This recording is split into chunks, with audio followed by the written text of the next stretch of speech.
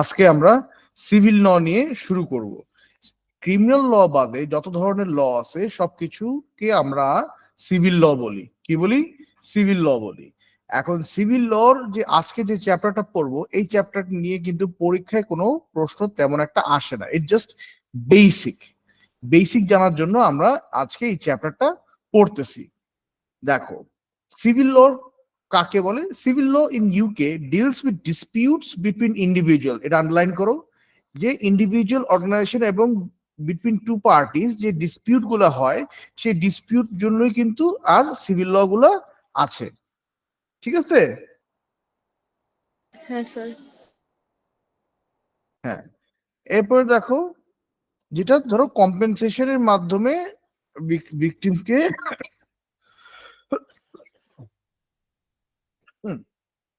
Sorry sorry যেটা ধরো ভিকটিমকে যার মাধ্যমে কম্পেনসেট করা হয়। ক্লিয়ার? আচ্ছা, এখন টাইপস অফ সিভিল ল কি কি আছে আমরা দেখি।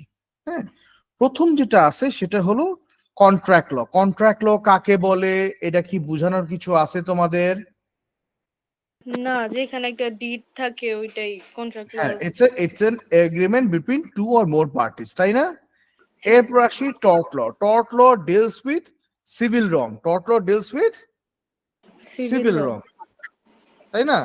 Tort law deals with civil wrong. Civil wrong যেমন ধরো public nuisance, isn't it, negligence, এইসব নিয়ে যখন আমরা civil law sorry tort law যখন পড়ছিলাম তখন এগুলো জানতে পারছি, তাই না? হ্যাঁ স্যার। আচ্ছা, এক্সাম, পার্সোনাল ইনজুরি। এরপরে কি আছে? প্রপার্টি ল। প্রপার্টি ল কি নিয়ে? প্রপার্টি ল হলো তোমার সম্পত্তি, এগুলো স্থাবর অস্থাবর সম্পত্তি নিয়ে, তাই না? Ownership and use of property নিয়ে। Family law. ফ্যামিলি ল কি নিয়ে? ফ্যামিলি ল হলো মেইনলি ফ্যামিলির মধ্যে যেসব লিগাল ইস্যুস গুলো থাকে ওগুলো নিয়ে, যেমন divorce, child custody, inheritance disputes. ঠিক আছে? এরপরেরটা হলো equity and trust. Equity and trust কি নিয়ে?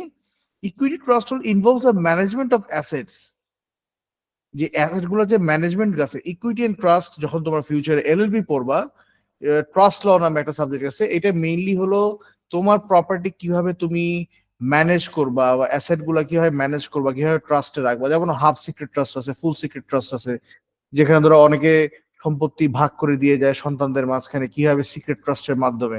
ঠিক আছে? এরপর হলো কমার্শিয়াল ল। কমার্শিয়াল ল সোজা কথা, it's regarding business and commercial transaction, যেটা ব্যাংক বিভিন্ন অর্গানাইজেশনের মাধ্যমে যেটা হয়, যেটা মোস্টলি প্র্যাকটিস হয় তোমার কর্পোরেট জবে। ঠিক আছে? কর্পোরেট ওয়ার্ল্ডে এটা অনেক বড় অবস্থান আছে। এরপরটা হলো অ্যাডমিনিস্ট্রেটিভ ল। অ্যাডমিনিস্ট্রেটিভ ল সোজা হলো এটা ডিল করে উইথ গভর্নমেন্ট এজেন্সিজ এন্ড মানে with the action and decisions of the government agencies. Remember, আমরা ডেলিগেট লেজিসলেশনে জুডিশিয়াল রিভিউ পড়ছিলাম। Judicial review is a part of administrative law. ঠিক আছে? এরপর আসি টার্মিনোলজি। আজকে টার্মিনোলজি শিখবো। যেমন আমরা ক্রিমিনাল ল পড়তে গিয়ে ডিফেন্ডেন্ট কাকে বলে, তারপরে ভিকটিম কাকে বলে, প্রসিকিউশন কাকে বলে, সব টার্ম শিখছিলাম। আজকেও আমরা এই টার্মগুলো শিখবো। যেমন ক্লেইমেন্ট, যেই ধরো মামলাটা করে, যে মামলাটা করে ক্লেইমেন্টকে আমরা বলি প্লেইন্টিফ বলি। অনেক সময় ক্লেইমেন্টও বলি, প্লেইন্টিফও বলি। যে মামলাটা ইনিশিয়ালি ফাইল করে, যে কমপ্লেইনটা ফাইল করে, তাকে আমরা প্লেইন্টিফ অর ক্লেইমেন্ট বলি। এরপর হলো ডিফেন্ডেন্ট। ডিফেন্ডেন্ট মানে বা একে রেসপন্ডেন্টও বলা হয়, যার এগেইনস্টে ফাইলিং লসুটটা ফাইল করা হয়, তাকে ডিফেন্ডেন্ট বলা হয় বা রেসপন্ডেন্ট বলা হয়। থার্ড হলো অ্যাপেলেন্ট। অ্যাপেলেন্ট মানে যে কোর্টে একটা ডিসিশনকে ওটাকে আবার অ্যাপিল করে, যে ডিসিশন মানি না ফার্দার হায়ার কোর্টে যে যায়, মামলাটা করে যায়, যে পার্টি মামলা করে অ্যাপিল করে, ওটাকে অ্যাপেলেন্ট বলে। আর অ্যাপিলি কাকে বলে? অ্যাপিলি কাকে বলে?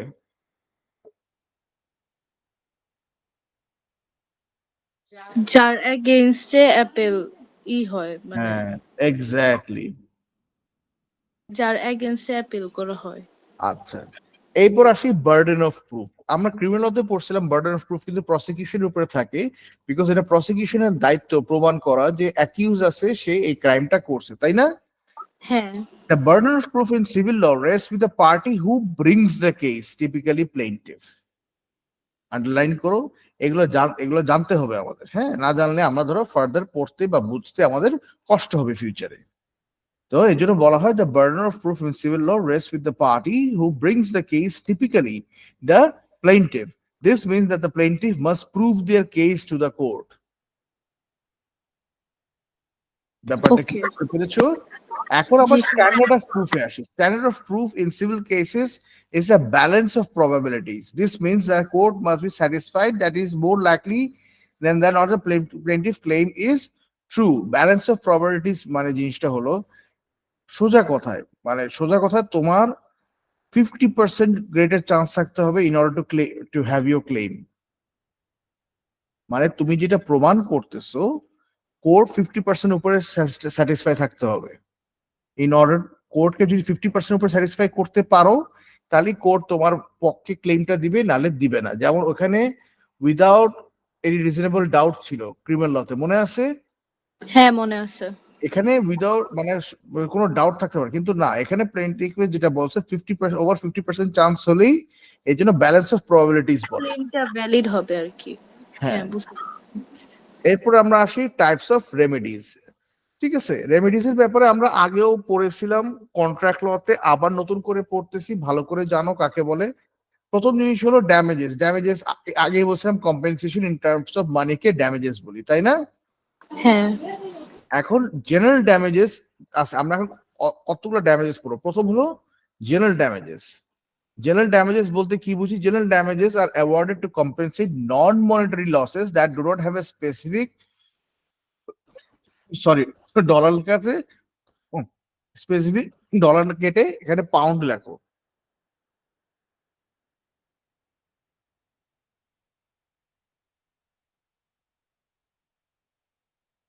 লিখছি। These damages are inherently subjective. এই ড্যামেজেস গুলো কি inherently subjective? Subjective. These damages are subjective and are meant to cover the broader non-economic part of a injury or harm. Non-economic part বলতে কি বুঝি এই জায়গায় আমরা আসি। যেখানে টাকা বা কোনো What if টাকা। you had, what if তোমার সামনে এমন একটা ভয়ঙ্কর ইনসিডেন্ট ঘটছে which you had a psychological effect বা সাইকিয়াট্রিক তোমার হার্ম হয়েছে, এটা তো টাকা দিয়ে আমি মেজার করতে পারবো না, পারবো? না। ট্রমা হয়েছে, হতে পারে না? ধরো তোমার সামনে আজকে ধরো যদি আমরা কোনো ডেমনস্ট্রেশনের মধ্যে, ধরো তোমার কোনো ডেমনস্ট্রেশনে গেছো, যাওয়ার পরে তোমার সামনে কিছু স্টুডেন্টদেরকে গুলি করে মেরে ফেলা হয়েছে, so it's a trauma for you, isn't it? তো এই Yes. ট্রমা ক্যালকুলেশন তোমরা করতে পারবা না। তো এই জন্য ইনহেরেন্টলি সাবজেক্টিভ বলা হয়, যেটা নন ইকোনমিক ইম্প্যাক্ট থাকে ইনজুরি বা হার্মের জন্য। বুঝতে পেরেছো? হ্যাঁ স্যার। আচ্ছা, characteristic of general damages. General damages, sorry. General damages address losses that are intangible and do not have a direct financial value. Subjective assessment কিভাবে হবে? The amount awarded is based on the court's assessment of the harm suffered, considering various factors like the severity and duration of the injury. দুইটা জিনিস underline করো, severity and duration of the injury. যে subjective যে অ্যাসেসমেন্টটা হয়, mainly দুইটা জিনিস দেখা হয়, কোর্ট দুইটা জিনিস দেখে। কি দেখে? প্রথম কথা হলো এটা কতখানি সিভিয়ার ছিল, আর ইনজুরিটা কয়দিনের জন্য ছিল, বা কতখানি অ্যামাউন্টের জন্য ইউ সাফার্ড। ক্লিয়ার? এরপর আমরা আসি types of general damages. Types of general damages বলতে কি বুঝি? টাইপস অফ জেনারেল ড্যামেজেস বলতে বুঝি compensation for physical and emotional distress cause by the injury. Example কি? একটু পড়ে শোনাও তো এক্সাম্পলটা। আমি হ্যাঁ, an কই গেল?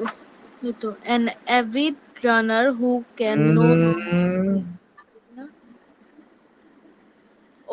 আচ্ছা, a person who suffers chronic pain and anxiety following a severe car accident. হ্যাঁ, সিভিয়ার কার অ্যাক্সিডেন্ট যদি কারো হয়, তার মানে কি তার কি ব্যথা অ্যাংজাইটি আছে না? তো বুঝতে পারছো, compensation for physical and emotional distress cause by the injury. হ্যাঁ সেকেন্ড যে ফ্যাক্টর আছে, loss of enjoyment of life, তাই না? তোমার লাইফ হ্যাঁ তো প্রপারলি এনজয় করতে পারতেছো না।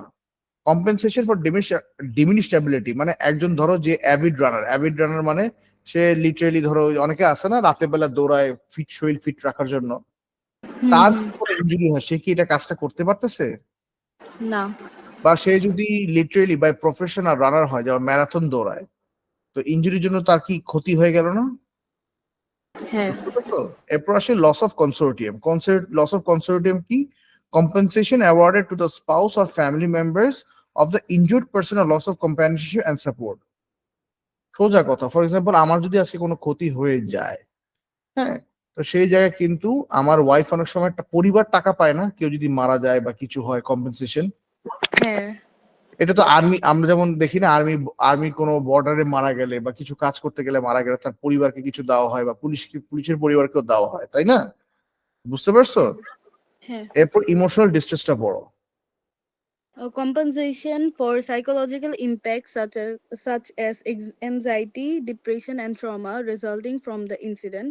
For example, a person who develops PTSD after being PTSD মানে কি involved. তোমরা জানো?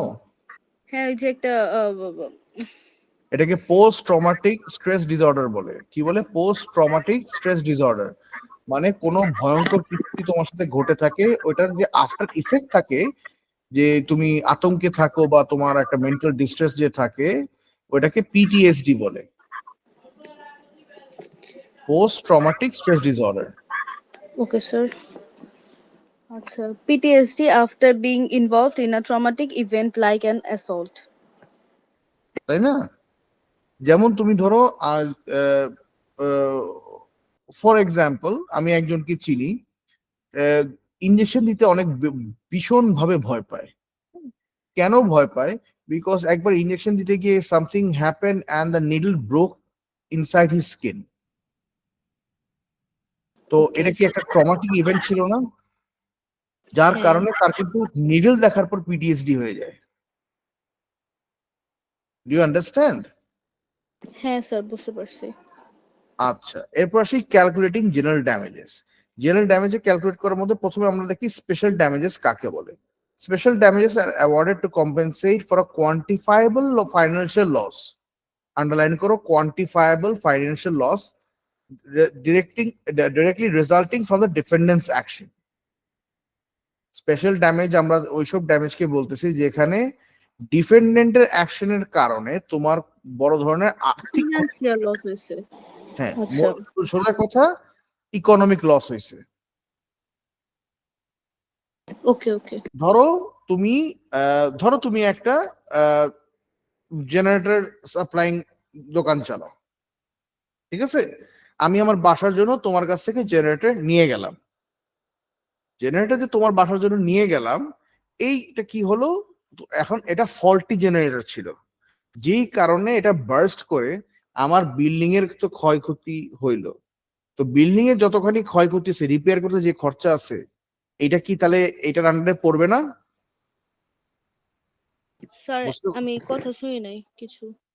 আচ্ছা আবার বলতেছি, ফর এক্সাম্পল ধরো তোমার জেনারেটর, অনেক দোকান আছে না জেনারেটর সাপ্লাই করে, হ্যাঁ, ধরো তোমার এখন জেনারেটর সাপ্লাই করার দোকান আছে, আমি তোমার থেকে একটা জেনারেটর নিয়ে গেলাম উইচ ওয়াজ ফল্টি, যেই কারণে জেনারেটর বার্স্ট করার কারণে যেই জায়গায় জেনারেটর ছিল ওই জায়গায় অনেক বড় ক্ষয়ক্ষতি হয়েছে। তো ওই জায়গায় রিপেয়ার করার জন্য যে ক্ষয়ক্ষতি আহ, মানে টাকাটা লাগবে, তাহলে কি ওটা স্পেশাল ড্যামেজেস আন্ডারে পড়বে না? ইকোনমিক লসের আন্ডারে পড়বে না? স্যার সরি স্যার একটু ডিস্টার্ব হয়েছিল নেটটা। আচ্ছা, বুঝতে পেরেছো? এরপর আসি types of special damages. Sir আমি শুনি নাই। নাম্বার, হ্যাঁ, আমি শুনি নাই।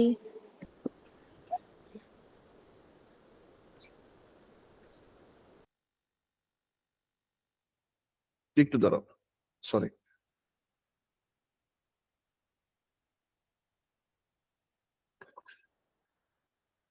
ইকোনমিক লস বলতে কি বুঝি বলো? ফিনান্সিয়াল লস মানে টাকা আর কি লস হয়েছে এটাই। হ্যাঁ, তো ডিফেন্ডেন্টের অ্যাকশনের কারণে তোমার যে ইকোনমিক লস হয় ওটা স্পেশাল ড্যামেজেস আন্ডারে পড়ে, বুঝতে পারছো? আচ্ছা, এখানে আসি types of special damages. Types of special damages কি? প্রথমটা হলো মেডিকেল এক্সপেন্সেস। এটা কি বোঝানোর কিছু আছে তোমাদেরকে, লামিয়া? না। ধরো তুমি এখানে তুমি আমার কাছে ধরো তুমি ইউ ওয়ার্ক আন্ডার মি, আমার কাছে কাজ করতে আসো। আমার কোনো কারণে যদি তোমার কোনো ইনজুরি হয় বা কিছু হয়, তখন এই মেডিকেল এক্সপেন্স কি আমি দিতে বাধ্য না? বুঝতে পারছো? হ্যাঁ। Example, cost of hospital stay, surgery, medication, যাই লাগে, ঠিক আছে? এরপর হলো লস্ট আর্নিংস। লস্ট আর্নিংস বলতে কি বুঝি? লস্ট আর্নিংস এই ধরো তুমি যে ইনজোর্ড হয়েছো, তুমি যে কয়দিন আসবা না, তুমি যদি আসতা তাহলে তুমি টাকা ইনকাম করতে পারতা, বাট তুমি যে কাজ করতে পারতেছো না, এটা কি লস অফ আর্নিং না তোমার? তো হ্যাঁ। ওইটার একটা ড্যামেজ, ওইটার একটা ক্যালকুলেশন আছে। তারপরে প্রপার্টি ড্যামেজ, কোথাও যদি প্রপার্টি ড্যামেজ হয় রিপেয়ার কস্ট তোমাকে দিতে হবে, তাই না? হ্যাঁ। তারপরে ধরো ট্রাভেল এক্সপেন্স আছে। ট্রাভেল এক্সপেন্স বলতে কি বুঝি? ধরো তোমার এই তোমার যেতে আসতে, তোমার হসপিটালে যেতে আসতে যে টাকা খরচা যাচ্ছে, এক্সট্রা খরচা, ওই টাকাটাও দেওয়া লাগবে। তারপরে ও। Rehabilitation cost. রিহ্যাবিলিটেশন কস্ট হলো যে যদি ফিজিক্যাল কোনো রিহ্যাবিলিটেশন লাগে বা মানে থেরাপি যদি লাগে পরে দিয়ে কোনো ইনজুরির কারণে, সেটার এক্সপেন্সও দেওয়া। তার পাশাপাশি সে যে উকিল হায়ার করছে, ফিস বা এক্সপেন্স যেটা হয়েছে লিগ্যাল রিপ্রেজেন্টেশন, ওইটার ক্ষয়ক্ষতির টাকা দেওয়া। বুঝতে পেরেছো? হ্যাঁ স্যার। আচ্ছা, এর জন্য বিদেশে গিয়ে কোনো গাড়ির সামনে পড়ে যাওয়া, ইচ্ছা করে বহুত টাকা পাওয়া। Got it sir. আচ্ছা, calculating special damage. Scenario car accident, পড়ো তো। আমি পড়বো। হ্যাঁ। Calculating special damages involves gathering documentation to substantiate the substantiate financial. The financial loss. The তুমি financial সিনারিও পড়ো, loss. Scenario car accident. Okay. A person is involved in a car accident caused by another driver's negligence. They suffer physical injuries, emotional distress, and financial losses. Here, how general and special damages might be awarded. Hmm 1. General damages, pain and suffering, compensation for ongoing physical pain and emotional trauma experienced due to the accident. 2. Hmm Loss of enjoyment of life, awarded because the person can no longer engage in their favorite recreational activity. Activities. হ্যাঁ। Third, Emotional distress, compensation for anxiety and depression resulting from the trauma of the accident. এটা কি 2. বুঝতে পারছো? হ্যাঁ, মানে এই বুঝছো? জিনিসটা তো আগের ইয়াতেই বুঝাই দিছিলেন কিছুক্ষণ আগে। আচ্ছা, এরপরে স্পেশাল ড্যামেজেস কিভাবে ক্যালকুলেট করে, ওই যে আগেই আমরা পড়ছি, বুঝতে পারছো? এটা খালি এক্সাম্পল দেওয়া হ্যাঁ হয়েছে। হ্যাঁ হ্যাঁ, ওকে। এরপরে ইনজাংশন। ইনজাংশন তোমাদেরকে আগে বুঝাইছিলাম না? নমিনাল ড্যামেজ কি স্যার?